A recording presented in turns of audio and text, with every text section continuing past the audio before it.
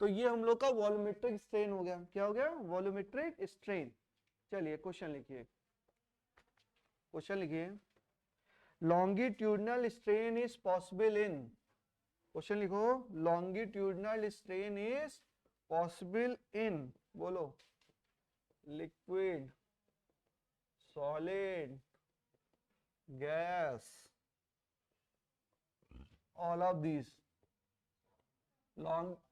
Longitudinal stress is possible in, किस में possible है? सॉलिड में पॉसिबल है। क्यों? क्योंकि लिक्विड को खींचोगे, खिंच जाएगा। लिक्विड को पकड़ खींचेंगे, एक्सटेंशन आएगा लिक्विड में? नहीं आ सकता है। अच्छा, उसकी अपर सरफेस पे फोर्स लगा, वो झुक जाएगा? नहीं झुकेगा। तो शेयरिंग स्ट्रेन आएगा? नहीं आएगा। तो लॉन्गिट्यूडनल स्ट्रेन ही केवल आएगा।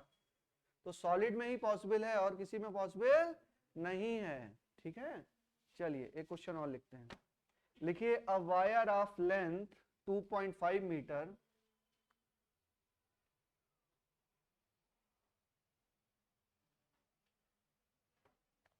a wire of length 2.5 meter has a percentage strain of 0.012%.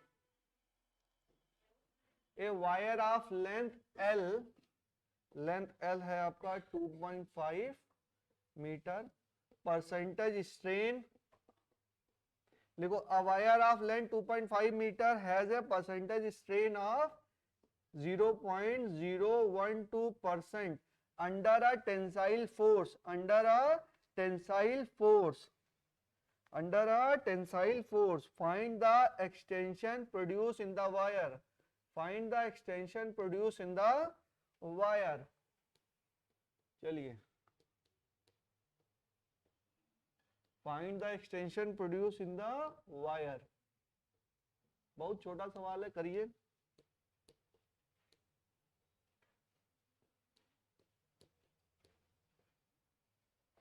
बताइए क्या होगा, बताओ बच्चों।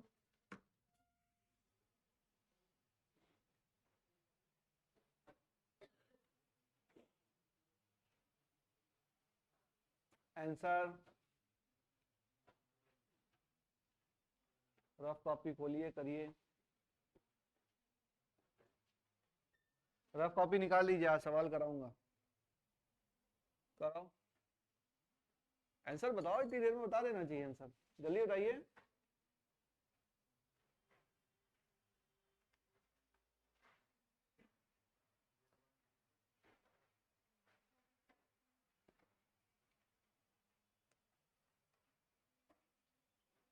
बताओ।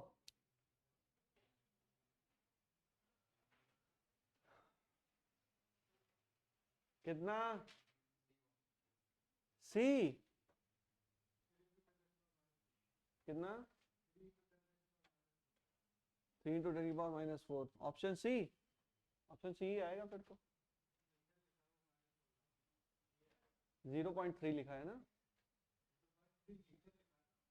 तो तुम क्या बोल रहे हो? अच्छा, तो सेकंड ऑप्शन आ सकता है ना फिर तो, लिखा है ये, मिलीमीटर।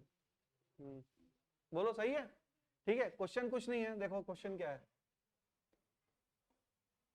अरे भाई क्या है, चलो क्वेश्चन में कुछ नहीं है। क्वेश्चन में क्या दिया? एल दिया, परसेंटेज स्ट्रेन दिया है। देखो आप लोग का परसेंटेज थोड़ा सा वीक होगा, समझ लो इसका मतलब क्या होता है। परसेंटेज स्ट्रेन का मतलब, स्ट्रेन क्या होता है? Delta L by L. Percentage strain दिया, इसका मतलब delta L by L into 100। कितना दिया है बेटा? 0.012 दिया है, परसेंटेज में दिया है ना। तो डेल्टा एल बाई एल क्या होगा? 0.012 अपॉन 100। तो ये क्या लिखोगे? तो इसका मतलब इसको लिख सकते हो, क्या लिखोगे? 1.2 इंटू कितना, इधर जाएगा, क्या लिखोगे? 10⁻² अपॉन 10⁻²। हाँ, -2। ऊपर जाएगा तो क्या हो जाएगा? 1.2 इंटू 10⁻⁴ ये आ जाएगा। अब आपको पता है कि क्या होता है, डेल्टा एल अपॉन एल बराबर कितना हो गया? 1.2 इंटू 10⁻⁴। तो डेल्टा एल, एल कितना दिया है? 2.5 बराबर 1.2 इंटू 10 की पावर माइनस 4, तो डेल्टा एल बराबर 2.5 इंटू 1.2 इंटू 10 की पावर माइनस 4, मल्टीप्लाई करो कितना आ जाएगा? 3 इंटू 10 की पावर माइनस 4, तो ये 0.3 mm, ठीक है। बस यही समझने वाली बात है यहाँ पे कि delta L upon L into 100 कितना दिया है? 0.012। कुछ बच्चे इसमें गलती ये करते हैं कि यहाँ पे भी परसेंटेज लिख देते हैं, delta L upon L into 100 और फिर 0.012 इंटू 100, क्योंकि ये परसेंटेज में दिया हुआ है। कॉमन मिस्टेक, ऐसा हाँ नहीं करते हो, अच्छी बात है, लेकिन कुछ बच्चे कर देते हैं, ये परसेंटेज में दिया है, फिर अरे सर ये भी तो परसेंटेज में ना, गुणा कर देते हैं। ये तो ऑलरेडी आपने कर ही लिया, तो ये परसेंटेज में दिया है तो 0.012 ही लिखना है, बात समझे? गलती नहीं करनी है। Delta L upon L into 100, ये क्या दिया है? परसेंटेज स्ट्रेन दिया है, तो परसेंटेज स्ट्रेन की जो वैल्यू दी हुई है उस वैल्यू को रखना है, इंटू 100 नहीं करना है, ठीक है। चलिए एक सवाल और लिखिए, if the angle of share if the angle of shear stress, नहीं एंगल ऑफ शेयर लिखो, if angle of shear is 30 degree for a cubical body, question लिखिए, if angle of shear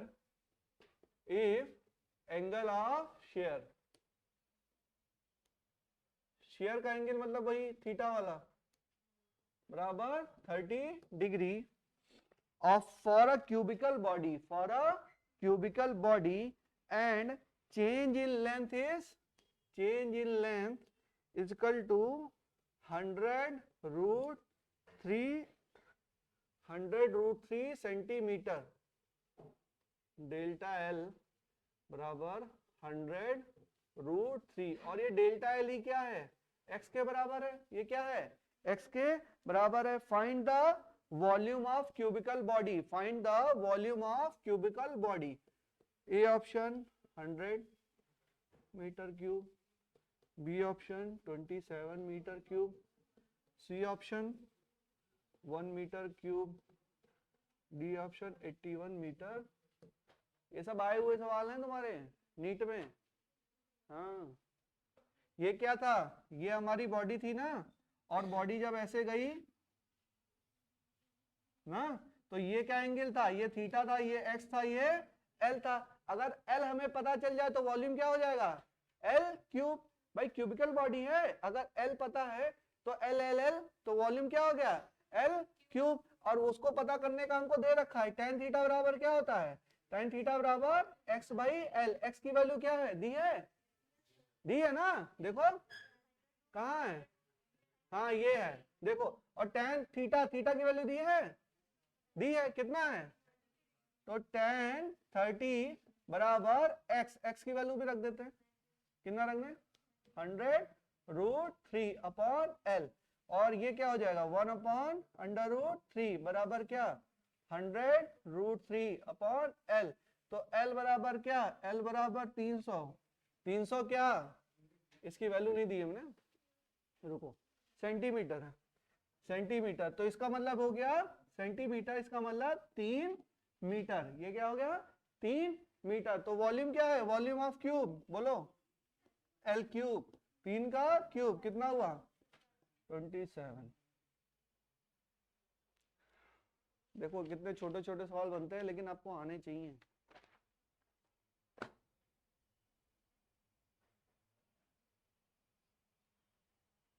ये सब आपके पीवाईक्यू में मिलेंगे आपको, कोई एम्स में आया हुआ है, कोई नीट में आया हुआ है, कोई पीएमटी में आया हुआ है, छोटे छोटे सवाल हैं। अच्छा एक सवाल और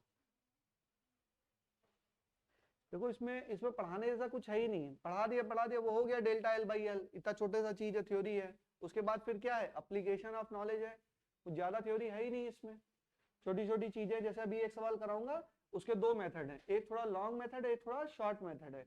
शॉर्ट मेथड में आपको 2 कॉन्सेप्ट यूज करने पड़ेंगे, पहले आप लॉन्ग मेथड लगा लो, फिर मैं शॉर्टकट बताऊंगा। कुछ बच्चों ने हो सकता है लगा भी रखा हो। चलिए आगे चलें, ये समझ में आया यहाँ तक? आगे चलो। चलो, इसमें कुछ नहीं है बेटा, आपको पता होना चाहिए ये क्या है। ये एंगल दिया है तो tan थीटा बराबर x/l कर दोगे, ये वाला फॉर्मूला जैसे ही लगाओगे, और जैसे ही शेयर का मामला आया वैसे आप पता चल गया कि शेयरिंग स्ट्रेस की बात है, शेयरिंग स्ट्रेस हमको पता है, शेयरिंग स्ट्रेन हमको पता है, यहाँ से tan थीटा बराबर x/l, और मैं बोलूं शेयरिंग स्ट्रेस निकालना तो क्या बोलेंगे FT/A। अभी कराऊंगा शेयरिंग स्ट्रेस वाला सवाल भी कराऊंगा, ठीक है। चलिए बिठा लो, बोलो ये क्या कर रहे हो, VC, बहुत इंपॉर्टेंट सवाल है, देखो कंफ्यूजन देखो बच्ची का।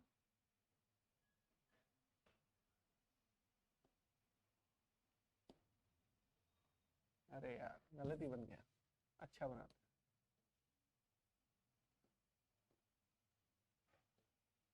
ये कोई क्यूब है बेटा जिसकी लेंथ है L, क्यूब है उसकी लेंथ है L, इसका वॉल्यूम क्या होगा बेटा,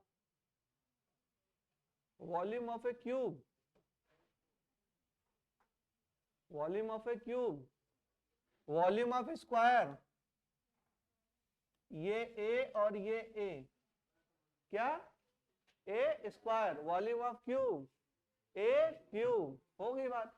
अगर L है तो L क्यूब, ये नहीं पढ़ा ज्योमेट्री में, अरे ये तो पता होगा। वॉल्यूम ऑफ स्फीयर कितना, बोलो 4π/3, हाँ 4/3 पाई आर क्यूब। अब ये भी पढ़ाएंगे, पता चल गया ना, वॉल्यूम ऑफ क्यूब क्या है L क्यूब। और अगर L अलग अलग है, मतलब रेक्टेंगल टाइप का है, रेक्टेंगल नहीं क्या बोलेंगे, क्यूबॉइड बोलेंगे, क्या बोलेंगे क्यूबॉइड। तो क्यूबॉइड में क्या है, लेंथ इसकी अलग अलग है तीनों, तो LBH, तो वॉल्यूम ऑफ क्यूबॉइड क्या होगा L/B/H। अगर अलग अलग है मतलब सेम लेंथ के नहीं है तो क्या होगा, length into breadth into height, और तीनों सेम है तो L/L/L क्या हो गया L क्यूब, खत्म हो गई बात, इसमें कौन सी बात। चलो एक क्वेश्चन और कराते हैं, कोई बात नहीं डाउट पूछो। लिखो a uniform cube is subjected to volume compression. Question लिखिए, a uniform cube is subject to volume compression. A uniform cube is subjected to volume compression if each side is decreased by 1%. If each side is decreased by 1%, then bulk strain will be,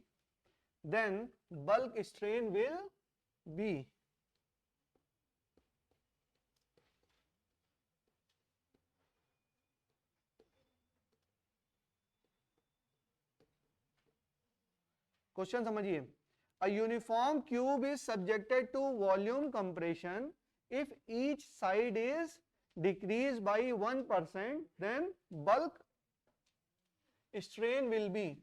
एक cube था हमारे पास ना, और cube को हमने क्या किया, cube को हमने कंप्रेस किया, क्यूब को कंप्रेस किया तो हमारा छोटा क्यूब बन गया, क्या हो गया, ये छोटा क्यूब बन गया।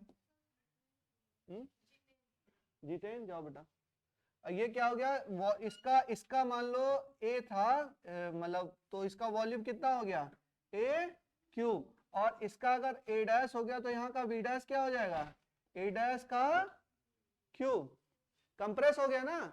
अब यहाँ पे एक चीज दी हुई है, if each side is decrease by 1%, cube है तो तीनों साइडें क्या है सेम है, ठीक है।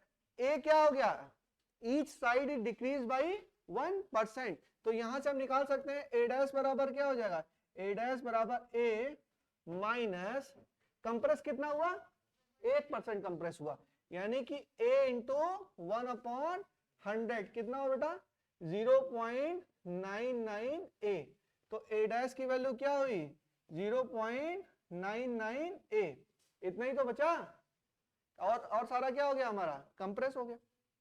अब चलो, अब हमें क्या निकालना है, अब हमें निकालना है डेल्टा V, क्या निकालना, अच्छा पूछा क्या है, पूछा है हमसे बल्क स्ट्रेन, तो अरे बल्क स्ट्रेन ऐसे नहीं लिखेंगे, bulk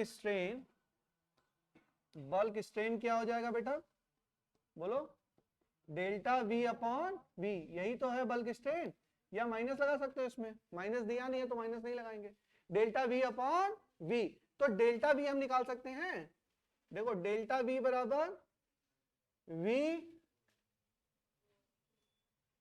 we minus V dash, V कितना a cube minus a dash का क्यूब। तो इसको थोड़ा ऐसे ही लिखा रहने देते हैं, इसको लिखते ए 1 माइनस 1 अपॉन 100, ऐसे लिख सकते हैं ना, ऐसे ही तो था ए, भाई इसको यहां से माइनस कर लिया था 0.01 करके, ऐसे ही तो है, तो यही लिखा रहने देते हैं। ये हो गया ए, ये हो गया आपका ए क्यूब माइनस ए क्यूब 1 माइनस 1 अपॉन 100 का क्यूब। यहां से आपका ए क्यूब बाहर, ये देखो 1 माइनस 1, अब ये 1 माइनस 1 अपॉन 100, और ये क्या, ये हमारा क्यूब। और आपको एक फॉर्मूला पढ़ाया था 1 प्लस एक्स की पावर n बराबर क्या 1 प्लस एन एक्स, जब आपका x बहुत ही ज्यादा कम हो 1 से। यहाँ पे x देखो बहुत ही ज्यादा कम है किससे, 1 से, तो हम इसको लिख सकते हैं a क्यूब 1 माइनस 1, ये हो गया 3 अपॉन 100। इसको और ओपन करते हैं, a cube 1 minus 1 plus 3 upon 100।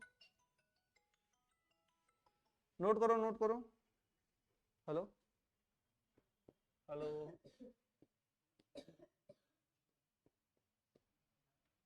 ठीक है। तो ये क्या हो गया, ए 1 से 1 हमारा कैंसिल हो गया, तो ये क्या हो गया 3/100, क्या हो गया 3/100। ये क्या निकला अभी, डेल्टा वी, क्या निकला डेल्टा वी। और मैं बोलूं कि वॉल्यूम स्ट्रेन क्या होती है, वॉल्यूम स्ट्रेन बोलो क्या होगी, डेल्टा वी अपॉन वी, यानी कि ए क्यूब, और ये 3/100 है तो इसको 0.03 लिख लो अपॉन ए क्यूब, कितना आ जाएगा 0.03। यूनिट क्या होगी, यूनिट लेस, स्ट्रेन है ना, तो यूनिट लेस। ऑप्शन क्या हुआ, ऑप्शन डी। क्वेश्चन बहुत छोटा है, कुछ नहीं है क्वेश्चन में ना, फिर भी जब आप सॉल्व करोगे तो फंसोगे, हो सकता है फंसो, मैं नहीं कह रहा हूं कि फंसोगे ही, लेकिन थोड़ा कैलकुलेशन के पार्ट में आप फंस सकते हो ना। अब इसका शॉर्टकट बताओ भाई,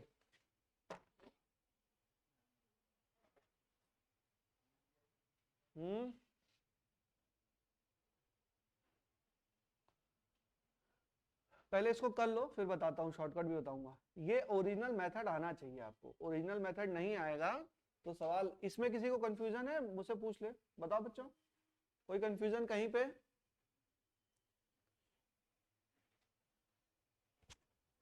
कैलकुलेशन है, इट जस्ट अ कैलकुलेशन, कुछ सवाल में कुछ नहीं है, फिजिक्स इसमें है ही नहीं, मैथ्स है। फिजिक्स कितनी है, डेल्टा वी अपॉन वी, उतनी ही फिजिक्स है, बाकी क्या है, मैथ्स है ना, तो आना चाहिए मैथ्स।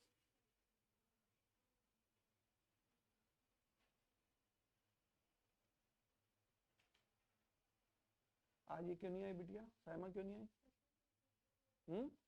नहीं पता चला, गैप करोगे दिक्कत होगी बेटा।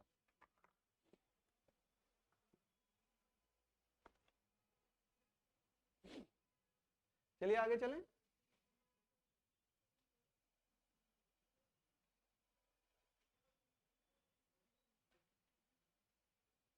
हो गया सवाल ये, आगे चलें। हमें क्या दे रखा है, हमें दे रखा है डिक्रीज हो रहा है किसमें, साइड में डिक्रीज हो रहा है, किसमें, क्वेश्चन दिया था a uniform cube is subjected to volume compression if each side is decrease by 1%, each side is decrease by 1%। तो एक्चुअल में हमको क्या दिया था, delta L upon L into 100 भी दिया था कि नहीं दिया था भाई, ईच साइड कितना डिक्रीज हो रही है 1%, 1% डिक्रीज दिया है ना। तो देखिए आप समझिए, और आपको क्या निकालना है, डेल्टा वी अपॉन वी निकालना है, आपको क्या निकालना है, डेल्टा वी अपॉन वी। बात समझिए, आपको दिया है delta L upon L into 100, कितना दिया बेटा, 1 इंटू 100, 1, केवल 1 इतना हमको पता है, यानी कि डेल्टा एल अपॉन एल कितना हो गया बेटा 0.01, 0.01 इतना हमको दिया। अब देखो आपको पता है, और आपको निकालना क्या है, आपको निकालना है बल्क स्ट्रेन। और बल्क स्ट्रेन क्या होता है, हाँ ये होता है। और आपको पता है कि वॉल्यूम क्या होता है, वॉल्यूम ऑफ ए क्यूब क्या होता है, ए क्यूब, ए अरे ए नहीं एल के टर्म में लिख रहे हैं, वॉल्यूम क्या होता है एल क्यूब। अब जरा याद करो, जब सिंधु घाटी सभ्यता चल रही थी तो हम लोगों ने पढ़ा था एरर एनालिसिस, याद करो, बहुत 5000 साल पहले ना, याद करो, याद आया, हाँ वहां से हम लिख सकते हैं डेल्टा वी अपॉन बी बराबर क्या 3 डेल्टा एल अपॉन एल। सवाल खत्म हो गया, 3 गुणे 0.01 खत्म, कितना आंसर 0.03। सवाल में कुछ दम है, सवाल में दम नहीं है। दिस सवाल is a combination of error analysis and ये प्रॉपर्टीज ऑफ सॉलिड मटेरियल, इन दोनों का क्या है कॉम्बिनेशन है। बेसिक से चलेंगे तो भी लगा ले जाएंगे, बेसिक मेथड मैंने आपको बता दिया, बट इससे करोगे तो आपसे कंपटीशन में इस चीज की गुंजाइश चलती है, मतलब ये चीज पूछना चाहता है। समझ में आया, अगर v बराबर एल क्यूब था तो ये क्या होगा डेल्टा v अपॉन v बराबर 3 delta L by L. Error analysis में पढ़ाया था, पढ़ लेना एक बार, ठीक है। तो यहां से हमारा सवाल सॉल्व हो गया। But there is a hack. Hack क्या है इसमें कि ये मेथड तभी अप्लाई कर सकते हैं जब चेंजेस थोड़े स्मॉल हो। चेंजेस क्या हो स्मॉल हो। तो अप टू अभी चेंज कितना हो रहा था लेंथ में बेटा 1%, तो 1%, 2%, 3%, 5%, 6%, बस वहीं तक लगाना है, मतलब मैक्सिमम 10%, मैक्सिमम 10%, 5% के आगे मत लगाना। 5%, 5 to 10% बहुत ज्यादा देखना तो 10% तक लगा सकते हैं, वरना 5% तक ही है। भाई कंप्रेस होगा तो बहुत ज्यादा कंप्रेस होना हो जाएगा। एरर एनालिसिस तो वहीं पे लग सकती थी ना जहां पे थोड़ा सा ही एरर हो, ये हो ना कि 20% की एरर हो, उसका एरर बैंड था ना। तो एरर एनालिसिस केवल 5 to 10% तक ही एप्लीकेबल है, ये नहीं कि तुम 20% की एरर हो रही तब भी एरर एनालिसिस निकाल लो, क्योंकि ये सारे कैसे आते हैं, बहुत सारा अप्रोक्सीमेशन करने के बाद ये फॉर्मूला आता है, बहुत सारे अप्रोक्सीमेशन करने के बाद ये फॉर्मूला आता है। तो this error analysis is valid only up to 10%। आप अपने लिए समझिए कि 10% से ज्यादा, अगर मैं बोलूं कि परसेंटेज चेंज इन लेंथ हमारा दिया हुआ है 15%, तो आप नहीं लगा सकते ये फॉर्मूला, तो ये फॉर्मूला नहीं लगा सकते। बट 99% केस में आपका ये कम ही दिया रहेगा, 4%, 3%, 2%, 1%, 2.5% ऐसे ही दिया रहेगा। तो 99% केसेस में आप लगाएंगे, लेकिन दिमाग में रखेंगे, मान लो वही आपकी यही चीज चेक करना चाहता हो कंपटीशन में कि स्किल एरर एनालिसिस में परसेंटेज चेंज कितना दे दिया 25% दे दिया, तब तो आपको बेसिक मेथड से चलना पड़ेगा। तब आपको कैसे चलना पड़ेगा बेसिक मेथड से। समझ में आई बात मेरी। लेकिन क्वेश्चन आपको 99% क्वेश्चन ऐसे ही मिलेंगे, 2, 4, 5, 6 ऐसे ही मिलेंगे, ठीक है। क्वेश्चन समझ में आ गया, ठीक सवाल था। चलिए एक क्वेश्चन और करते हैं। अ यूनिफॉर्म, अब देखो इसमें थ्योरी कुछ है ही नहीं, सवाल है फर्जी फर्जी के, थ्योरी कुछ नहीं है, थ्योरी तो पढ़ा दी मैंने, सवाल है। A uniform sphere is compressed, a uniform sphere is compressed such that its radius decreases by 2%.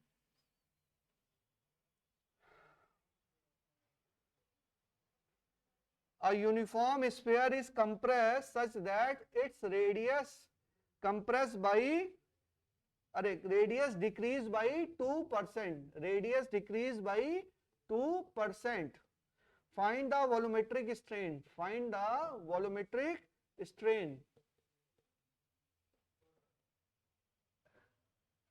Radius decrease हो रही कैसे 2% से। देखो सवाल कुछ है, delta R by R into 100 कितना है 2 इंटू 100 नहीं, डेल्टा आर बाई आर क्या हो गया 0.02।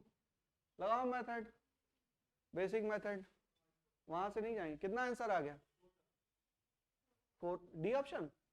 हाँ देखो वॉल्यूम क्या होता है, वॉल्यूम बोलो 4 पाई बाई 3 आर क्यूब, तो डेल्टा वी बाई वी क्या हो जाएगा 3 डेल्टा आर बाई आर। इस कांस्टेंट का कोई भी रोल नहीं होता है एरर एनालिसिस, ठीक है। तो डेल्टा वी बाई वी क्या हो जाएगा, 3 इंटू 0.02 कितना हो जाएगा 0.06। Option D. बेसिक मेथड से भी चल सकते हैं, लेकिन बेसिक मेथड बहुत लंबा हो जाएगा ना। यहाँ पे कितना दिया हुआ है 2% दिया है, तो 2% में तुम लगा सकते हैं, हमने लगा लिया एरर एनालिसिस अपनी। हो गया क्वेश्चन।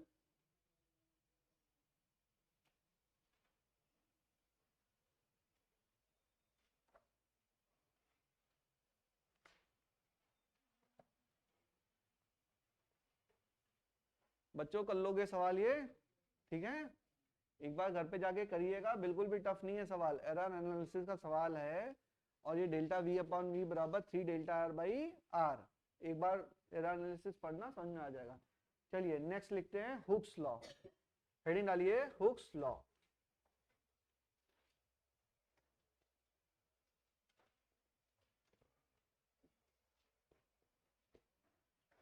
हुक्स लॉ इसमें लिखिए for small deformation, for small deformation, for small deformation,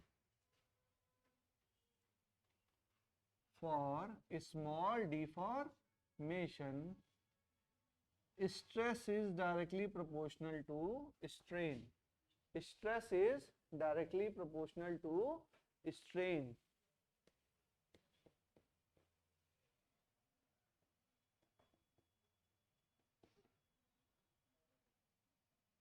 Stress is directly proportional to strain. ठीक है। और यहाँ पे होगा लिमिट ऑफ प्रोपोर्शनैलिटी, प्रोपोर्शनैलिटी।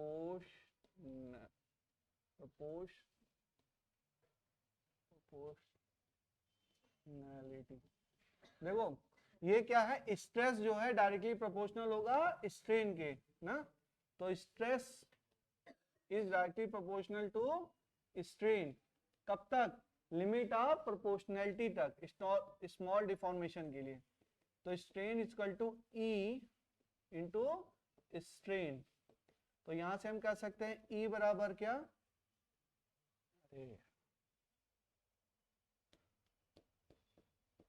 ई बराबर stress upon strain, stress upon strain. ये क्या है, ये है आपका E, ये क्या है आपका E। और ये कहां तक वैलिड है, लिमिट ऑफ प्रोपोर्शनैलिटी तक, ठीक है। E को क्या बोलेंगे, कोफिशिएंट ऑफ इलास्टिसिटी।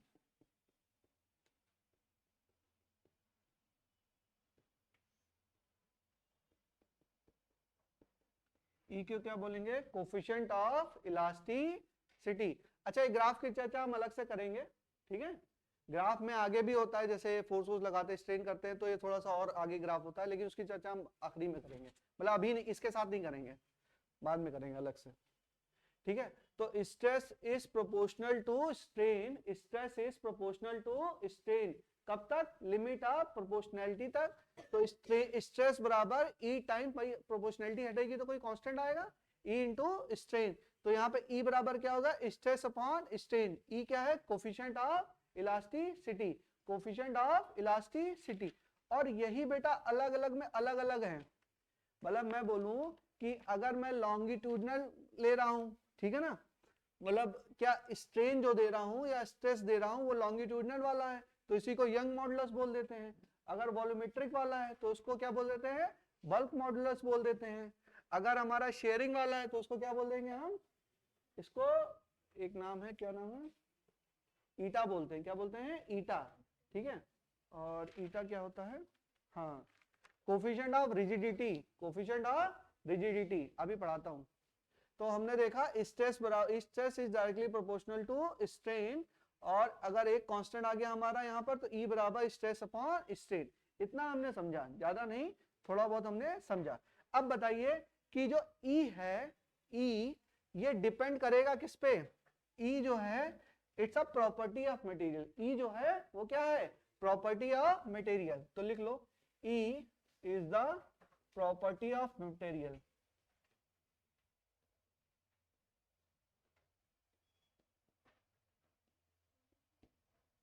देखो जैसे मैंने कहा कि कोई गोल्ड है और गोल्ड की एक प्लेट है, एक उसका वायर है, या गोल्ड का एक बार है ना, तो तीनों का कोफिशिएंट ऑफ इलास्टिसिटी क्या होगा, सेम होगा। कोफिशिएंट ऑफ इलास्टिसिटी सेम होगा, तो उसके शेप एंड साइज पे डिपेंड नहीं करता है। किस पे डिपेंड करता है, प्रॉपर्टी। कॉपर है मान लो, कॉपर का मैंने एक रॉड ले लिया, एक वायर ले लिया, एक मैंने प्लेट ले ली, कुछ भी ले लिया, ठीक है, तो उसका मैं बोलूं कि कोफिशिएंट ऑफ इलास्टिसिटी क्या है, तीनों चीजों का क्या है, तो क्या होगा, सेम होगा।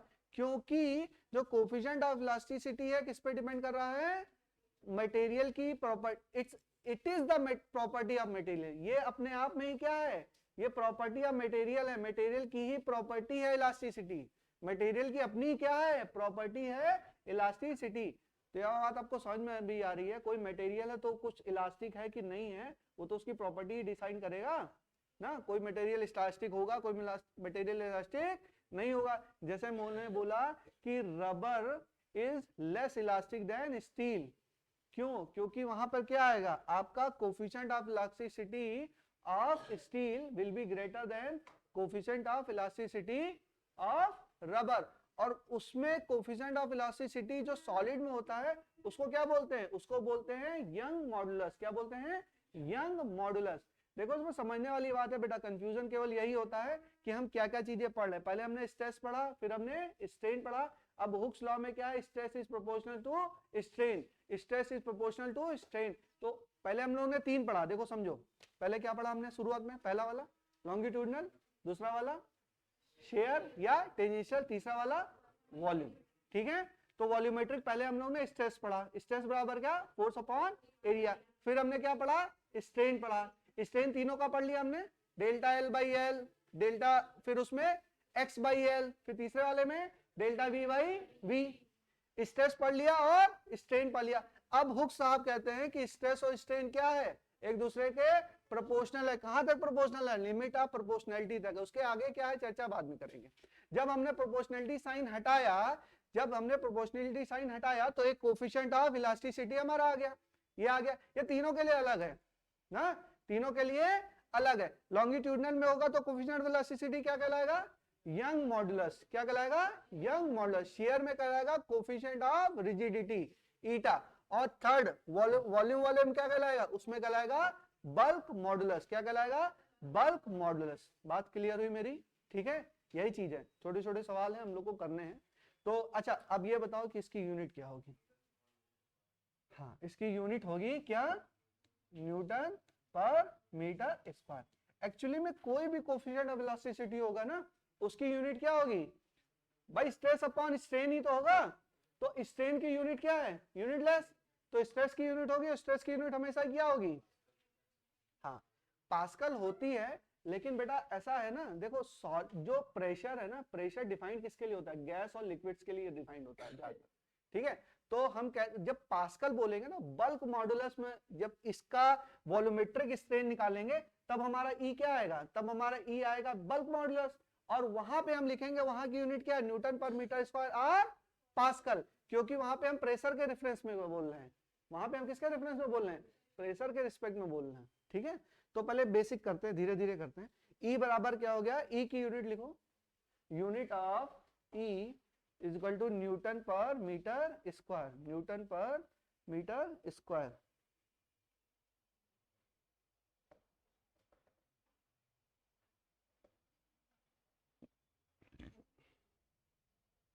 फिर लिखो dimension of E, dimension of E लिखिए, डायमेंशन ऑफ ई,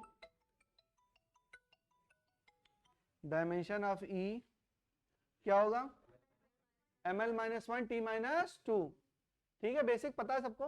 नेक्स्ट लिखो, क्वेश्चन लिखो एक, according to Hooke's law of elasticity, according to Hooke's law of elasticity, Hooke's साहब थे, उन्होंने लॉ दिया था, Hooke's law of elasticity. If stress is increase, if stress is increased, then the ratio of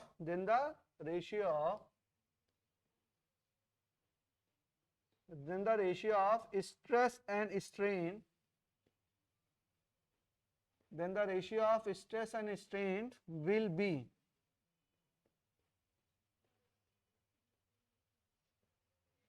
then the ratio of stress and strain will be, बोलो,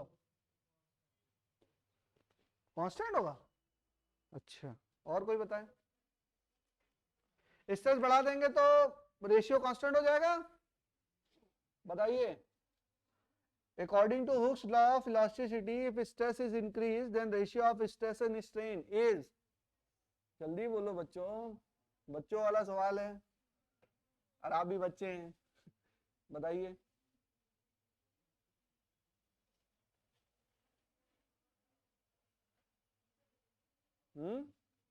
decrease, बहुत अच्छा।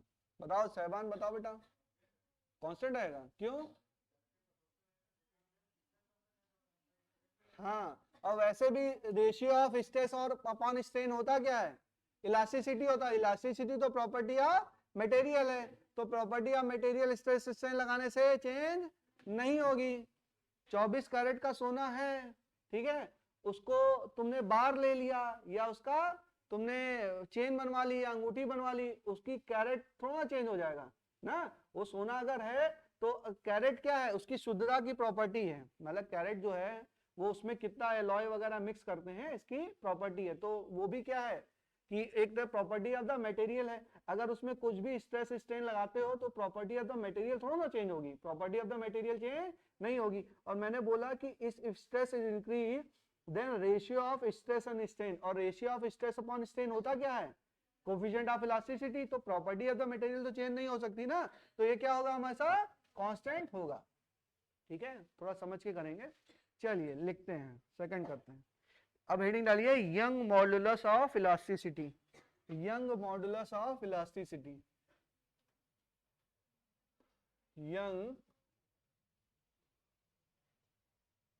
Modulus of elasticity. अच्छा, बड़ा कंफ्यूजिंग सा है, पता नहीं इसको यंग क्यों कह देते हैं। कोई यंग है, कोई ओल्ड है क्या? अरे यंग डबल स्लिट एक्सपेरिमेंट था ना, ये क्या है? साइंटिस्ट का नाम है, साइंटिस्ट का क्या है? नाम है।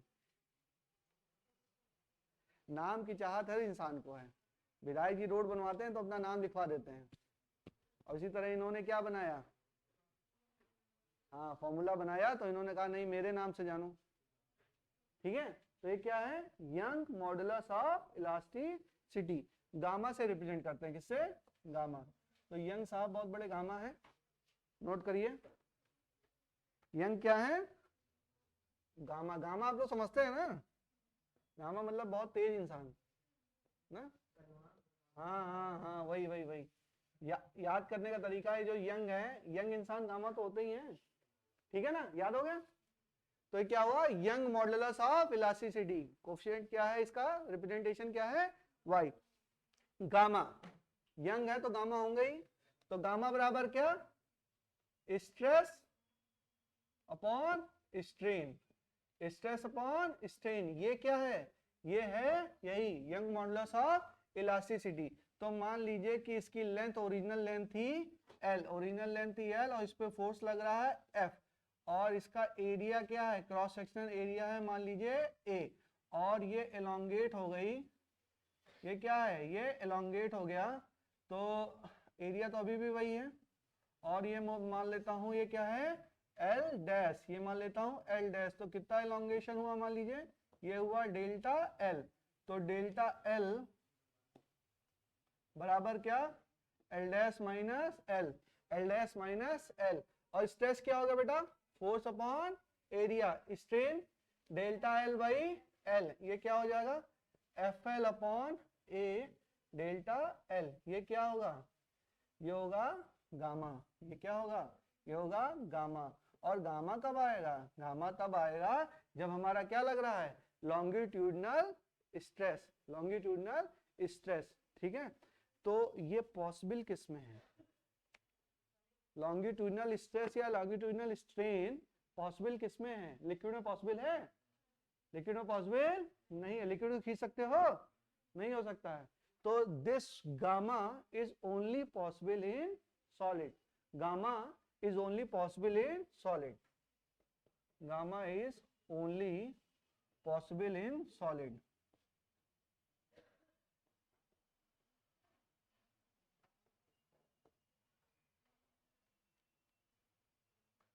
ठीक है, चलिए बच्चों, अब देखो इतना इतना छोटा सा सवाल केवल इसी फॉर्मूले पे आया हुआ है, नीट 2020 का सवाल है ना, अभी साल 2 साल पहले का सवाल है, बहुत छोटा सा, केवल डिफिनीशन के ऊपर आया। इसीलिए बोलता हूँ कि डिफिनीशन बहुत ध्यान से पढ़िए।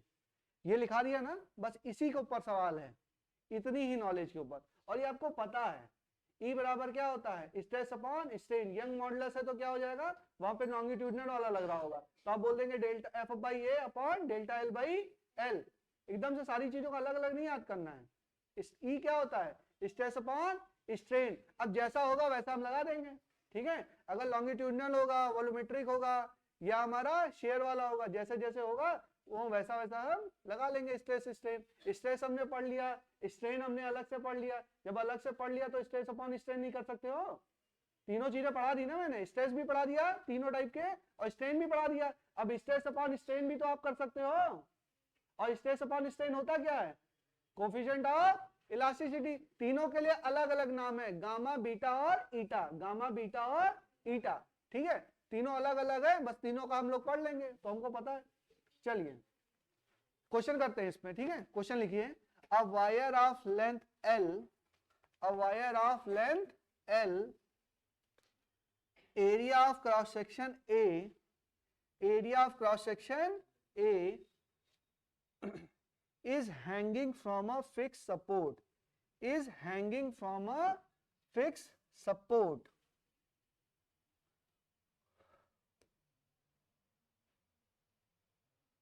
A wire of length L and cross section area क्या है A is hanging from a fixed support.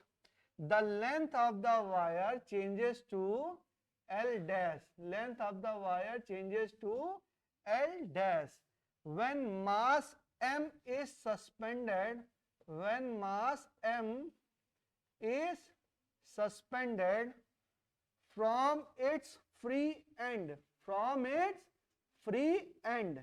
The expression of Young modulus is, the expression of Young modulus is, the expression of Young modulus is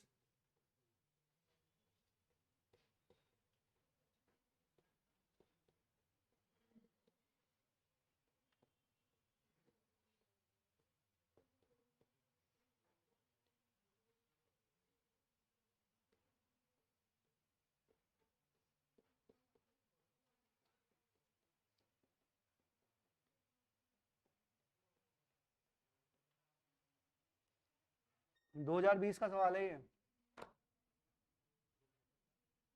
आपसे सिर्फ young modulus की definition जानना चाहता है ये question क्या रिक्वायर्ड कर रहा है आपसे, केवल यंग मॉडुलस की डिफिनीशन आपको पता है कि नहीं पता।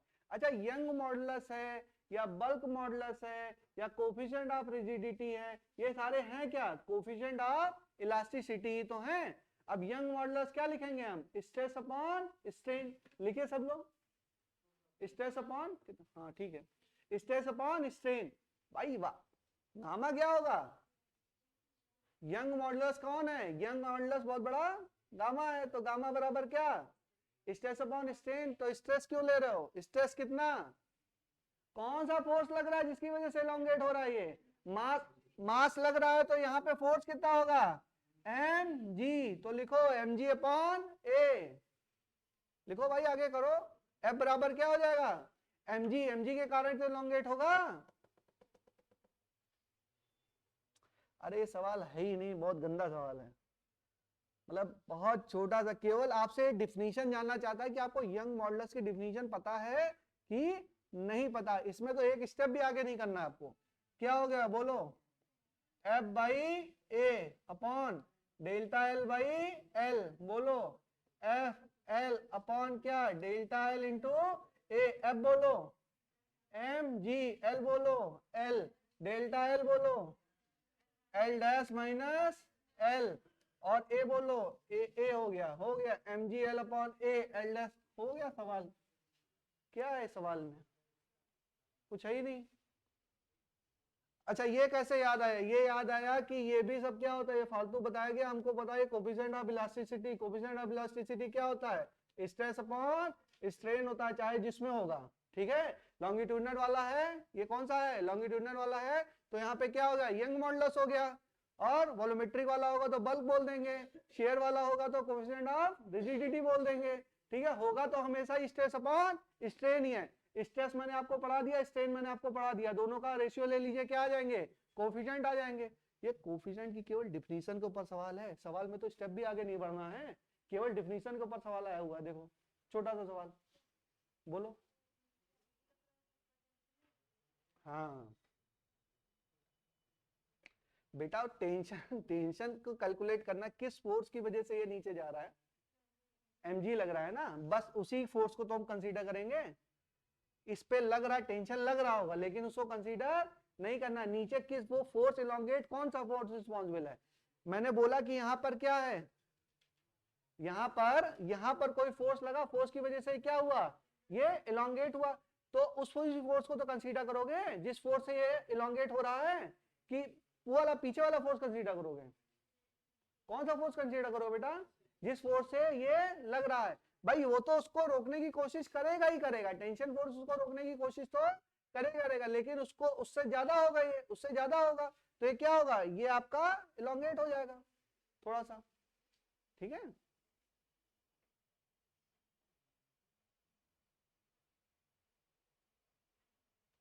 और टेंशन भी नहीं मान सकते आप, टेंशन भी नहीं, इसका बोल ये क्या होगा? डिफॉर्मिंग फोर्स, रीस्टोरिंग फोर्स होगा। कौन सा फोर्स होगा?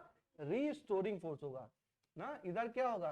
इधर होगा हमारा रीस्टोरिंग फोर्स, और restoring force will act as a tension, will act as a tension. अब रोक तो है नहीं है, सॉलिड है, तो सॉलिड में क्या बोल देंगे? रीस्टोरिंग फोर्स है, और रीस्टोरिंग फोर्स है तो एफ, इसको बोल सकते हैं क्या? F R minus M G बराबर क्या है? जीरो। एक्सेलरेशन है क्या, कहीं टूट के जा रहा है? नहीं जा रहा है, तो यहाँ पे जीरो, तो एफ आर बराबर भी क्या हो जाएगा? एम जी हो जाएगा। अब मैंने बताया था यहाँ पे एफ आर रखो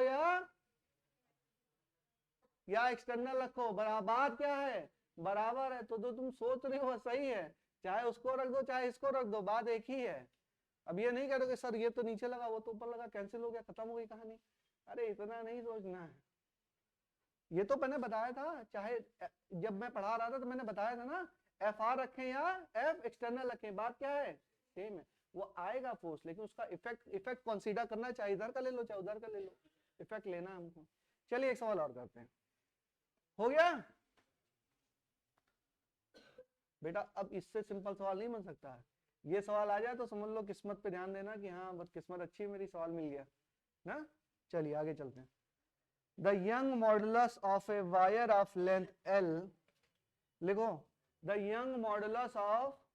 अच्छा ये सब क्वेश्चन करोगे तभी आएगा, मेरे कराने से नहीं है, 2-4-5 साल करा रहा हूँ, फिर तुम लोग वो लगाओ, लेवल 1 लेवल 2 सारे सवाल लगाइए, हो जाएंगे सवाल। कुछ नहीं है, थ्योरी है ही नहीं, इतनी थ्योरी है, क्या पढ़ा दूं। The Young modulus of a wire of length L and radius R is y Newton per meter square, is y Newton per meter square. The young modulus of a wire of length L and radius R is y Newton per meter square.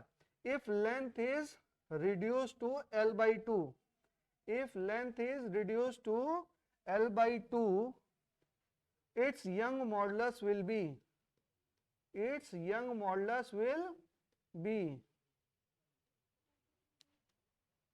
if, अभी बताना नहीं, if length of, CM तुम मत बोलना बेटा, if the length is reduced to L by 2 and radius R by 2, its young modulus will be, बताइए। R by 2, young modulus of a wire of length L and radius R is y, ठीक है। अब if the length is reduced to L by 2 and radius R by 2, then young modulus will be, young modulus उसका क्या होगा? जब हमने क्या किया, लेंथ को भी आधा कर दिया और रेडियस को भी आधा कर दिया, तो यंग मॉडुलस क्या होगा? y ही होगा, क्योंकि y क्या है? y is the property of the material. खत्म हो गई बात, चाहे दुगना करो चौगुना करो, मोड़ो तोड़ो कुछ भी करो, क्या होगा? वाई ही होगा। क्या होगा?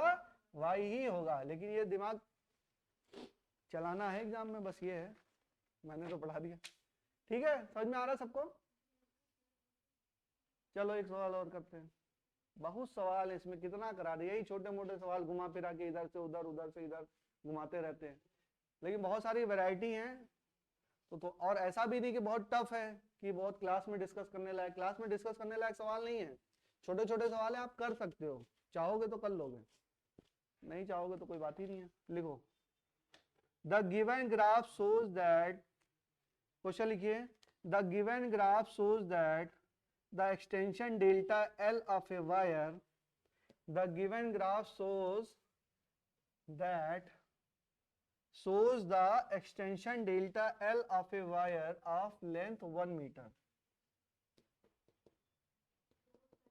Shows that नहीं, shows the extension delta L of a wire, delta L of a wire, delta L of a wire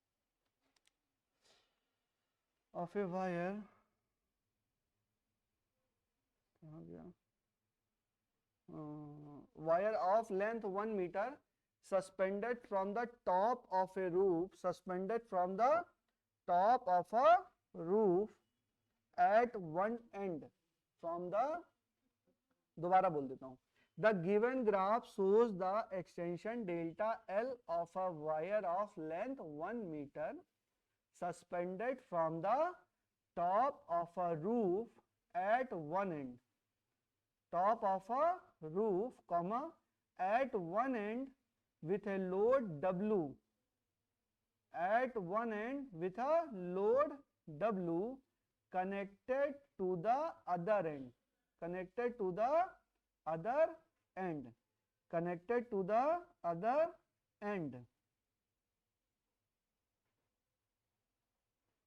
other end, then if cross section area of the wire is, if cross section area of the wire is 10 की power minus 6, if the cross sectional area of the wire is 10 की power minus 6, find the Young modulus, find the Young modulus.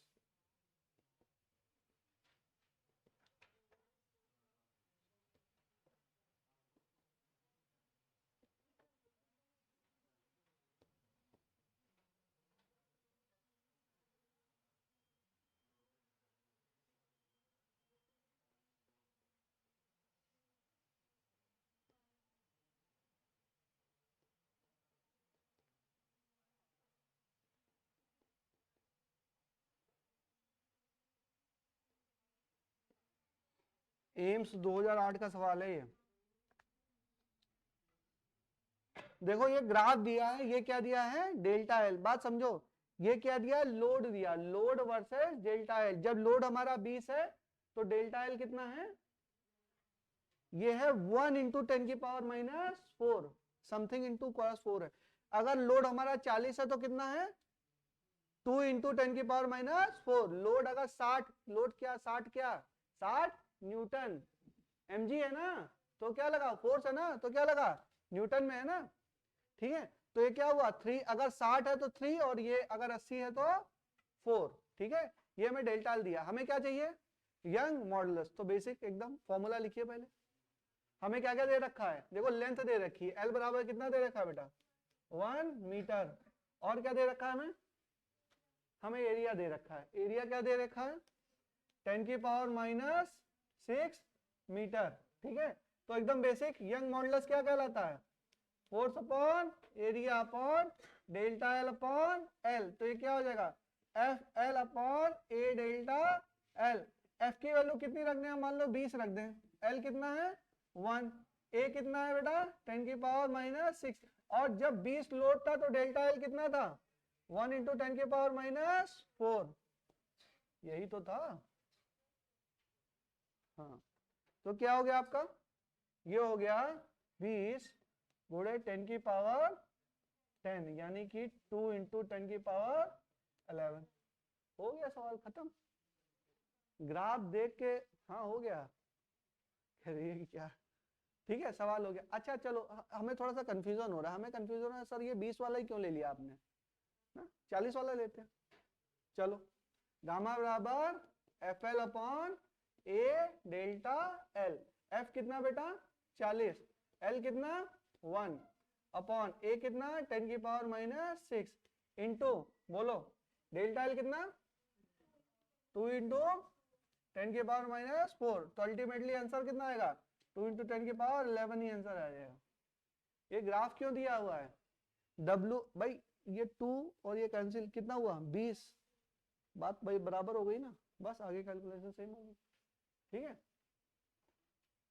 तो ये graph दिया है, तो graphs का use कैसे करना है ये आपको समझ में आना चाहिए। आपने क्या लिखा, जैसे ही दो क्वेश्चन करने का तरीका क्या है, क्वेश्चन करने का तरीका यही है कि जो चीजें दी हुई है पहले उनको आप लिख लीजिए, पहले उनको लिख लीजिए, फिर उसमें कुछ ना कुछ हिंट दिया होगा कि यंग मॉडुलस है कि बल्क मॉडुलस है कि शियर मॉडुलस है कि क्या कहानी दे रखी है, क्या बायनेंसी फोर्स है कि सरफेस टेंशन है, कुछ भी है, तो उससे रिलेटेड आप क्या करेंगे, थ्योरी को रिमेंबर करने की कोशिश करेंगे। अब मान लो ये सवाल आया, तो सवाल आते ही आपको यंग मॉडुलस का फॉर्मूला याद आना चाहिए। यंग मॉडुलस का फॉर्मूला भी ऐसे नहीं याद आएगा ना, तो आपके दिमाग में रखा हुआ ये क्या है, स्ट्रेस अपॉन स्ट्रेन है, ये क्या है स्ट्रेस अपॉन स्ट्रेन है। स्ट्रेस क्या होता है, फोर्स अपॉन एरिया होता है, स्ट्रेन क्या होता है डेल्टा एल बाई एल होता है। तो यहाँ पे लॉन्गिट्यूडनल वाला है तो हमने सारी कहानी लिख ली, उसके बाद आपने फॉर्मूला कर लिया। कुछ सवाल टफ है क्या, बिल्कुल नहीं टफ है, हाँ आप लोग कर सकते हो। चलिए एक क्वेश्चन और करते हैं।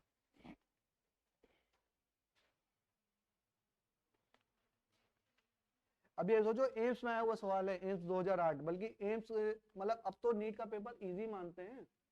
अब जो नीट के पेपर है ना वो इजी है कंपैरेटिवली जो पहले के जमाने में आते थे, क्योंकि पहले के जमाने में इतने नंबर लोगों के नहीं आते थे जितने अभी आते हैं। तो 720 में 720 भी लोगों के आ जा रहे हैं, तो अब कंपैरेटिवली एनसीईआरटी बेस्ड मतलब इजी करते जा रहे हैं पेपर, इसीलिए लोगों के नंबर भी बढ़ रहे हैं। लेकिन जब 2008 के बाद का समय था उस समय पेपर बहुत टफ बनते थे, और टफ पेपर का ये सवाल है।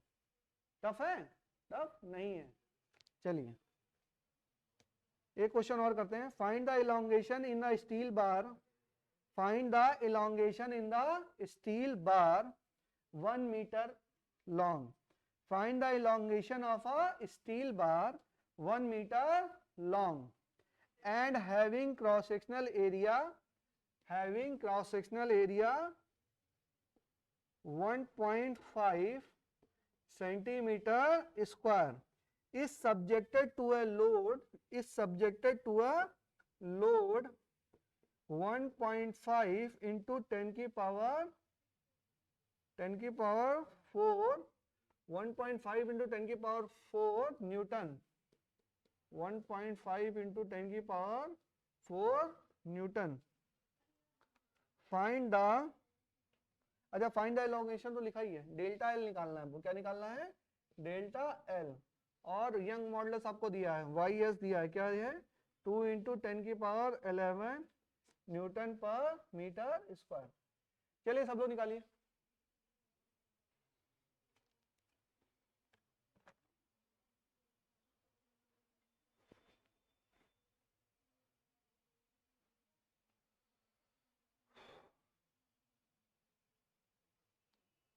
बोलो आंसर।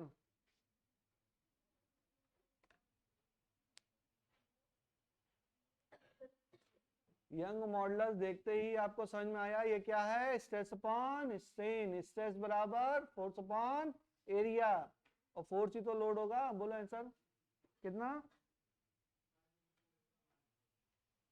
ठीक है। ये सब सवाल आए हुए हैं, अब देखो कितने छोटे छोटे सवाल आते हैं, पता होना चाहिए बस आपको। चलिए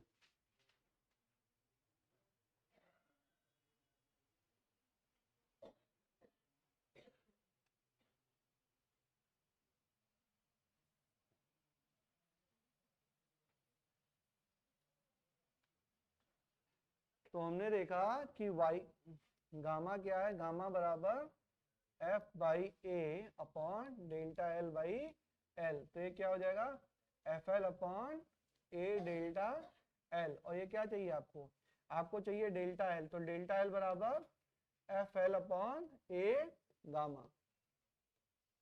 तो डेल्टा एल निकाल लें। डेल्टा एल बराबर एफ कितना दिया है 1.5 इंटू 10 की पावर 4, एल कितना दिया है 1 अपॉन ए कितना दिया हुआ है 1.5 सेंटीमीटर स्क्वायर है, क्या चलेंगे 10 की पावर -4 इंटू ये कितना दिया है 2 इंटू 10 की पावर 11।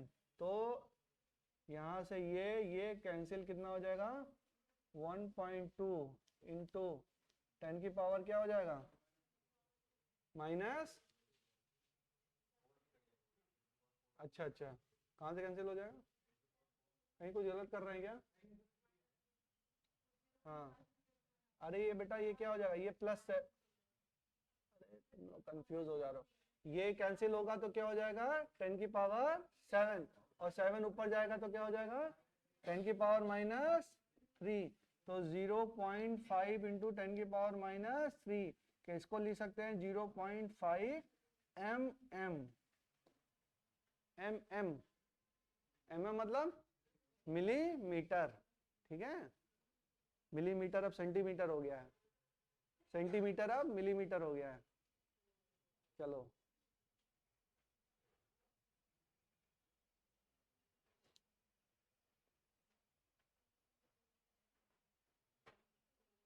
हो गया बच्चों, हो गया, कुछ बच्चे कंफ्यूज नहीं हो जाएंगे, इसका आंसर भी ऐसा दिया होता कंफ्यूजिंग, लोगों को ऑप्शन बता दूं तुम्हें क्या दिया है, इसका ऑप्शन ऐसे दिया हुआ था देखो 0.5 m फिर 0.5 m फिर 0.5 इंटू 10 की पावर -3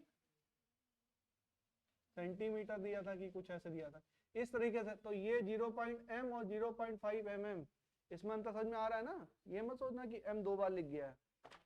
चलो हाँ मिस प्रिंट, बच्चे कहेंगे मिस प्रिंट ले आओ यही टिक मारो, ऐसा नहीं करेंगे। चलिए अब क्या करें,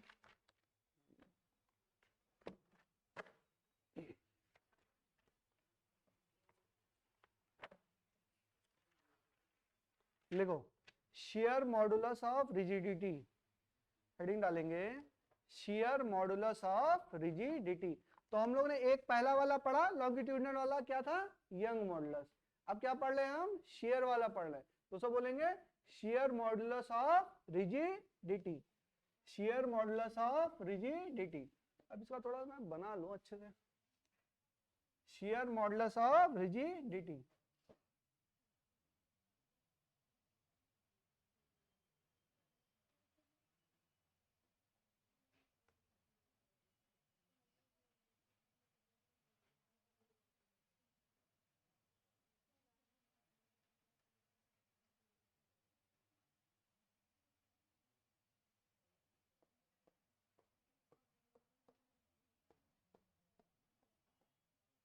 देखो हमने फोर्स किस पे लगाया, इस पे लगाया, ये क्या है Ft और इसके क्या होगा ये होगा एरिया, और ये क्या है हमारा ये हमारा L, ये क्या है हमारा L। इस एंड पे हमने क्या लगाया एक फोर्स लगाया, और उस फोर्स की वजह से हुआ क्या,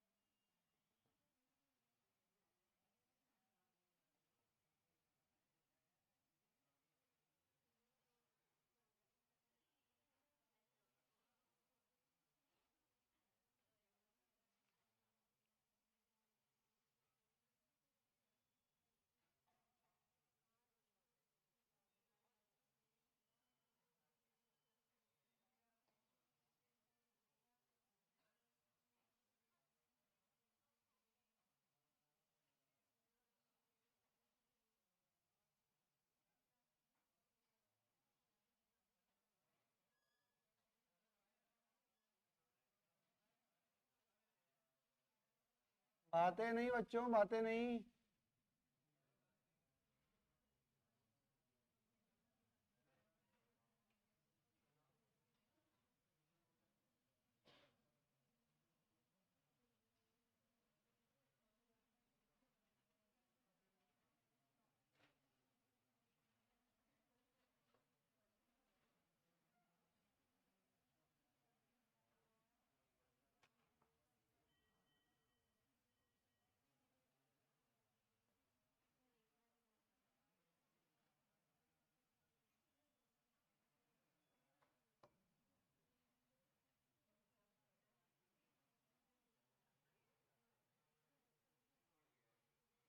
दिखाएंगे,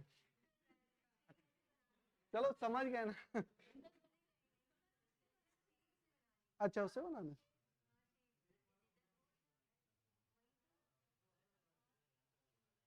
मतलब तुम लोगों को पता है, मुझे नहीं पता है। वाह भाई।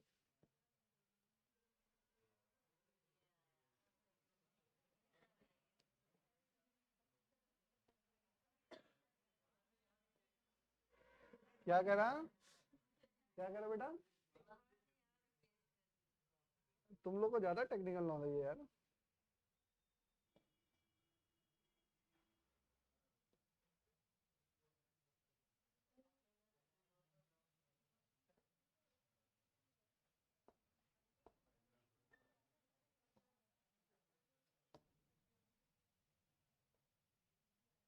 ओहो।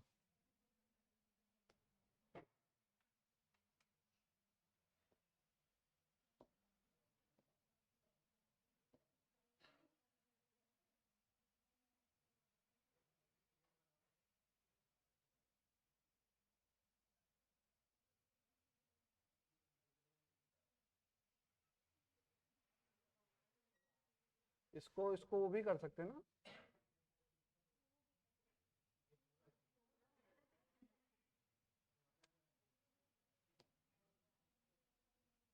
नहीं, इसको वो भी कर सकते हैं।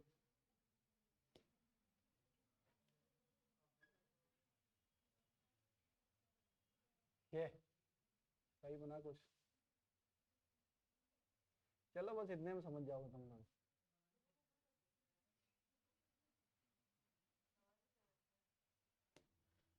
अब तुम लोग कैसे बनाओ मेरी समस्या नहीं है। ठीक है, सुन लो बेटा, कुछ नहीं है इसमें। इसमें यहाँ पे हमने क्या लगाया, यहाँ पे हमने एक फोर्स लगाया, क्या लगाया, एफ टी। कितने पे लगाया? अरे इससे भी समझ नहीं पाओगे, मैं समझा देता हूँ। टू, हाँ वही सही था। कौन सा सही था? जो भी सही था। देखो यहाँ से हमने क्या लगाया, यहाँ पर ये क्यूब है, एज्यूम करिए ये क्यूब है, तो आपको समझ में आ रहा है ना। यहाँ पर एफ टी है और ये क्या है, ये हमारा एल लेंथ है, और इस वजह से ये क्या हो जाएगा, ये हमारा क्या हो जाएगा, ये फेज जो है हमारा, मेरा 3D में वो नहीं बनाया जा सकता है ना। तो मैं ये कह रहा हूँ कि ये जो है, ये जो एज है, ये एक्स इधर आ गई, तो ये क्या हो गया, ये हो गया थीटा। तो टेन थीटा बराबर क्या हो जाएगा, टेन थीटा बराबर x upon L, tan theta बराबर एक्स अपॉन एल।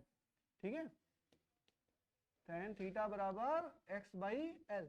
बस मैं ये समझाने की कोशिश कर रहा था, 3D इसलिए बना रहा था कि आपको ये समझ में आए कि ये फोर्स लग रहा है, तो फोर्स अपॉन एरिया होता है ना भाई। यहाँ पे हम क्या पढ़ रहे हैं, ये हम पढ़ रहे हैं shear modulus ऑफ रिजिडिटी। क्या पढ़ रहे हैं?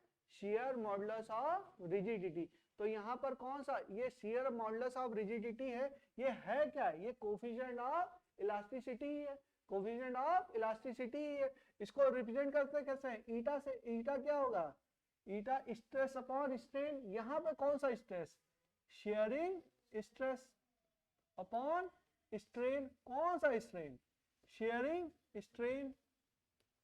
भाई यही तो बात है ना। अब स्ट्रेस कौन सा बेटा, ये हो गया एफ टी अपॉन ए। तो ए कौन सा, जिस सरफेस पे ये लग रहा है, ये 3D है ना, तो मान लो क्यूब है उसके ऊपर लग रहा है। ठीक है,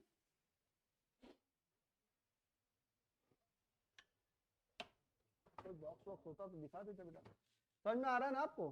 ठीक है, अब इसके, अब स्ट्रेन क्या होगी, स्ट्रेन बोलो, एक्स अपॉन एल। स्ट्रेन बराबर क्या, एक्स बाई एल, ये टेन थीटा पर स्ट्रेन क्या होती है, शेयरिंग स्ट्रेन होती है, शेयरिंग स्ट्रेन क्या होती है, शेयरिंग स्ट्रेन बराबर क्या होता है, एक्स बाई एल। भाई ये displacement upon length, displacement upon length, और ये किसके बराबर होता है, टेन थीटा के बराबर होता है, ये हमने पढ़ा है। तो हम इसको कह सकते हैं एफ टी अपॉन ए, और ये क्या है, ये है टेन थीटा, ये है क्या, टेन थीटा। और मैं ये बोलूं कि if X is very very small then L, ठीक है, एल से तो बहुत ही स्मॉल होगा, थोड़ा सा ही क्या है, इस ये तुम्हारा थोड़ा सा ही तो क्या हो रहा है, इसमें डिस्प्लेसमेंट आ रहा है, तो इसको बोल सकता हूं कि टेन थीटा बराबर क्या हो जाएगा, थीटा। अगर थीटा स्मॉल, अगर एक्स स्मॉल है तो टेन थीटा बराबर थीटा, ठीक है। तो इसको बोल सकते हैं eta equal to F T upon A into theta, this is important, F T upon A theta, ठीक है।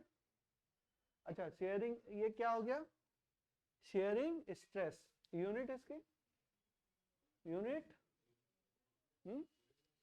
शेयरिंग, शेयरिंग, अरे शेयरिंग, वो shearing modulus of rigidity, shearing modulus of rigidity, इसकी unit newton per metre square, shearing stress की unit newton per metre square, shearing strain की unit unitless, strain कहीं भी होगा तो वो यूनिट लेस होगा, स्ट्रेस होगा तो फोर्स अपॉन एरिया यानी कि न्यूटन पर मीटर स्क्वायर, और जो न्यूटन पर मीटर स्क्वायर है वही यूनिट किस चीज की होगी, कोफिशिएंट की भी वही यूनिट होगी, ठीक है। ये क्या हो गया हमारा ईटा, ये क्या हो गया ईटा।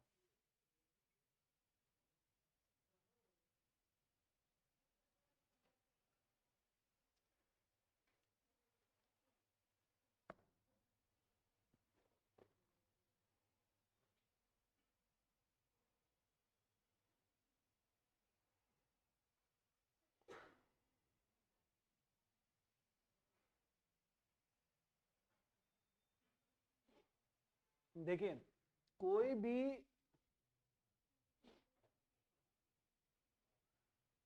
अभी हमने दो पढ़े, कोफिशिएंट ऑफ इलास्टिसिटी हमने दो पढ़े, कौन सा पढ़ा, गामा पढ़ा और ईटा पढ़ा, ठीक है। तो ईटा हम लोग पढ़ रहे हैं, अभी पूरा हमने पढ़ा नहीं है। चलिए इसका एक सवाल करते हैं, एक सवाल करते हैं, क्वेश्चन लिखे। अच्छा ये सवाल भी आया हुआ है नीट में, अच्छा सवाल है, ठीक है, काफी बड़ा सा सवाल है और इसका सोल्यूशन बहुत छोटा है। अगर कॉन्सेप्ट आपको क्लियर है तो सवाल तड़ से हो जाएगा। एक क्यूबाइड दिया हुआ है, क्या दिया है, क्यूबाइड, और उसको अलग अलग एज में मैं रख रहा हूं, मतलब क्यूबाइड है मतलब क्या है, उसकी लेंथ ब्रेड्थ और हाइट क्या है, अलग अलग है, और उसकी सरफेस पे क्या लगा रहा हूं मैं, सरफेस पे लगा रहा हूं फोर्स लगा रहा हूं।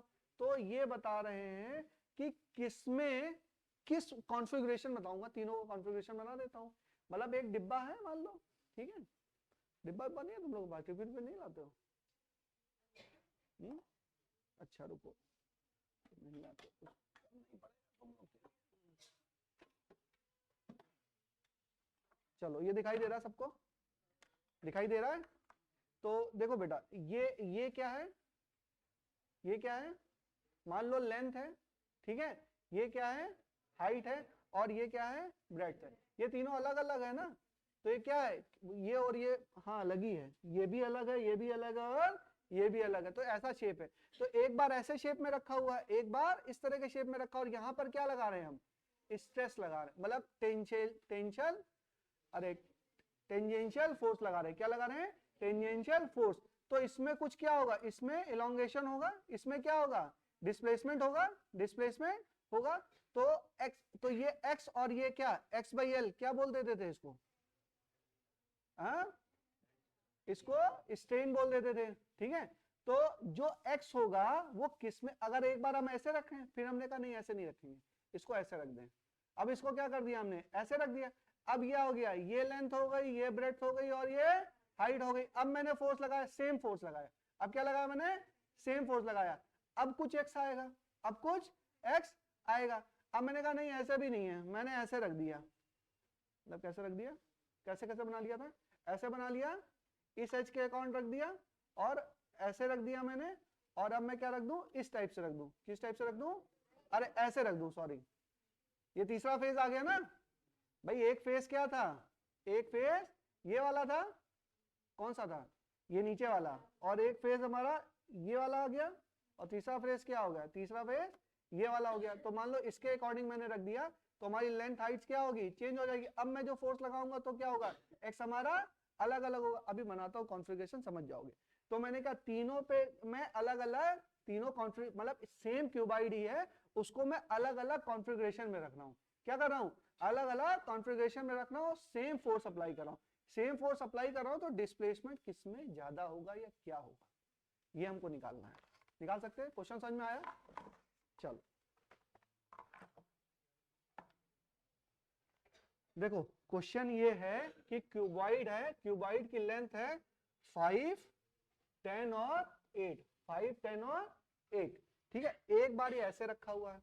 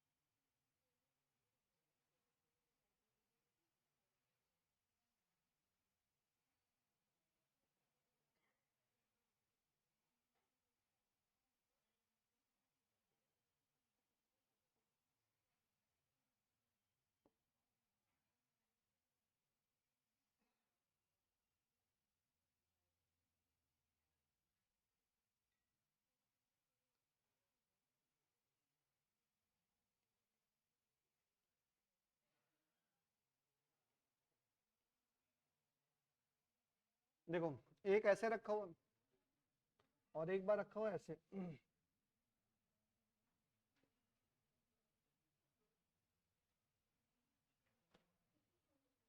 जी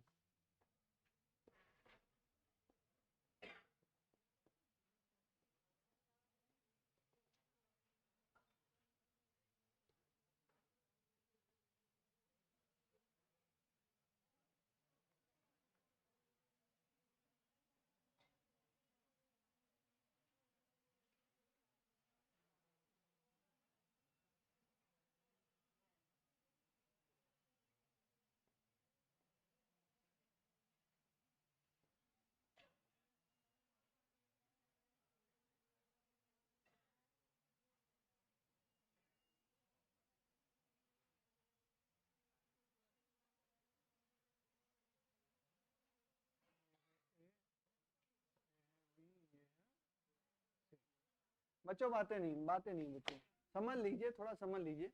ये क्या है, लेंथ 5, और ये क्या है 10 और 8। एक बार ऐसे रखा हुआ है, एक बार देखो ये 10 और ये दोनों क्या 8 और 5। क्यूब इसका लेंथ कौन कौन सी है, 5, 8 और 10। तो एक बार ये 10 हो गया, ये दोनों क्या हो गए 10 और 8। एक बार ये 8 हो गया तो ये 10 और 5। एक बार ये 10 हो गया तो ये क्या हो गया 5 और 8। ये तीनों कॉन्फ़िगरेशन में रखे हुए। अब मैंने क्या किया, इस पे सेम फोर्स लगाया। हमेशा फोर्स क्या लगाया मैंने, सेम फोर्स लगाया। तो मान लो कि ये ए वाले में एक्स से एक्सटेंशन हुआ, इसमें कितना एक्स सी और इसमें कितना एक्स बी। अब क्या हो रहा है वो नहीं बनाएंगे, मतलब समझ में आया कि एक्स से एक्स बी एक्स सी हमारा एक्सटेंशन हुआ। तो हमें पता है कि जो क्या इसमें कौन सा स्ट्रेस वो निकलेगा, इसमें निकलेगा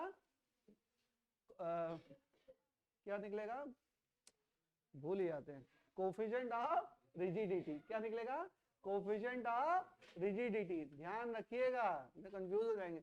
कोफिशिएंट ऑफ रिजिडिटी क्या कहता है, कहता है कि हम sharing stress upon sharing strain है। क्या है, stress upon strain, stress upon strain. और स्ट्रेस अपॉन स्ट्रेन में को भी हम क्या लिख सकते हैं, एफ अपॉन ए अपॉन क्या, अपॉन शेयरिंग स्ट्रेन। और शेयरिंग स्ट्रेन क्या होती है? X by L. क्या होती है? X by L. तो मैं लिखूं एक्स बाई एल, तो थोड़ा खोल लेते हैं इसको। तो ये हो गया A into what, A into X, यही तो हुआ ना। ये ऊपर गया, क्या हो जाएगा? F upon A into L upon x. ठीक है, तो देखो फोर्स, तो हमें क्या पूछ रहा है? यहां से तुम x, ये क्या है? ये है ईटा। तो यहां से तुम x निकालो, x निकालोगे तो क्या हो जाएगा? f upon eta L upon A. x बराबर f upon eta L upon A. अब देखो फोर्स क्या है? फोर्स सब में क्या लग रहा है? सेम। ईटा क्या है? Eta is the property of material. भाई इलास्टिसिटी क्या है? कोएफिशिएंट ऑफ इलास्टिसिटी क्या है? Property of material. तो तीनों केसेस में क्या चेंज हो जाएगा? सेम रहेगा। तो ईटा क्या है? सेम। बट एल और ए तो तीनों कॉन्फ़िगरेशन के हिसाब से चेंज हो रहे होंगे। तो मैं ये बोल देता हूं कि x is proportional to l by A. x is proportional to l by A. अब मैं कहता हूं नहीं, x से निकालो। अब इक्वल टू ही मान लेते हैं, कांस्टेंट को हम छोड़ देते हैं, क्योंकि सब में बराबर ही होगा तो कांस्टेंट की वैल्यू हम छोड़ देते हैं, उसको कैलकुलेट हम नहीं करते। बस ये निकालना है कि ज्यादा किस्मों को वैल्यू तो निकालनी नहीं है। अब देखो अगर इस वाले केस की हम चर्चा करें तो यहां पर क्या होगा? यहां पर L क्या होगा? बोलो, यहां पर L क्या होगा? L हो कौन से एज पे लग रहा है? इस एज पे लग रहा है, तो लेंथ क्या होगी? L क्या होगा? 5। और A क्या होगा? 10 इंटू 8। यही समझना है। नहीं समझ में आया बेटा? इस पे हम लोग कर रहे थे, यहां पर फोर्स लगा रहे थे, तो ये क्या लेंथ? ये L थी, और उसके बाद ये ऐसे होके जा रहा था, तो ये x हो जा रहा था। तो हमारा ये लेंथ क्या होती थी? ये वाली लेंथ होती थी। और एरिया कौन सा होता था? ये वाला होता था। यही तो था जिसमें फोर्स लग रहा होता था। लेंथ कौन सी होती थी? ये वाली होती थी ना। तो x निकालना हो तो क्या होगा?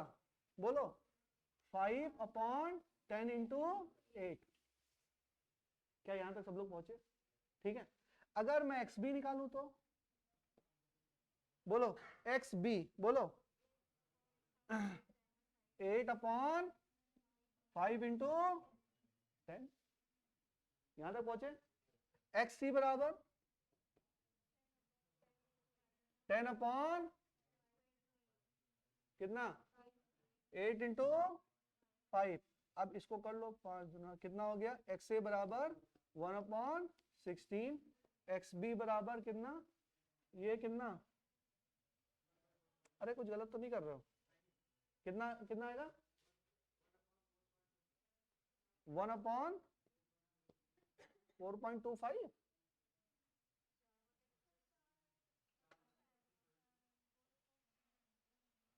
अच्छा ठीक है, चलो एक्सी बराबर क्या आ जाएगा? एक्सी बराबर क्या हो जाएगा? 4 दूना 8 और 2 चौक कितना? 1/4। 1/4 1/4। अब कौन सी वैल्यू ज्यादा है? जिसका डिनोमिनेटर जितना कम उसकी वैल्यू उतनी ज्यादा। तो कौन सा ऑप्शन होगा? सी। तो एक्सी की वैल्यू क्या होगी? एक्सी की वैल्यू ज्यादा होगी। ये 4.25 नहीं आएगा बेटा, कुछ और आएगा। देखो, हाँ 6.25 आएगा ना। हाँ वही तो कह रहा हूँ। देखो देखो कैलकुलेट करो। 50/8 करो। 50/8 कितना आएगा? 8 छंग 48 ही हो गया बेटा। वाह भाई, इतनी तो मैथ मुझे भी आती है ना। क्या होगा? 6.25। कहने का मतलब, अच्छा अब कुछ बच्चे इसके कैलकुलेशन करने लगते हैं। कैलकुलेशन नहीं करना है, जिसका डिनोमिनेटर जितना ही कम उसकी वैल्यू उतनी ही ज्यादा। भाई ज्यादा से डिवाइड कर देंगे तो नोमिनेटर क्या हो जाएगा? कम हो जाएगा। नोमिनेटर हमारा कम हो जाएगा। तो कौन सी वैल्यू ज्यादा है? एक्सी की वैल्यू ज्यादा है। और this is the question on coefficient of rigidity. Sharing stress और स्ट्रेन के ऊपर सवाल है।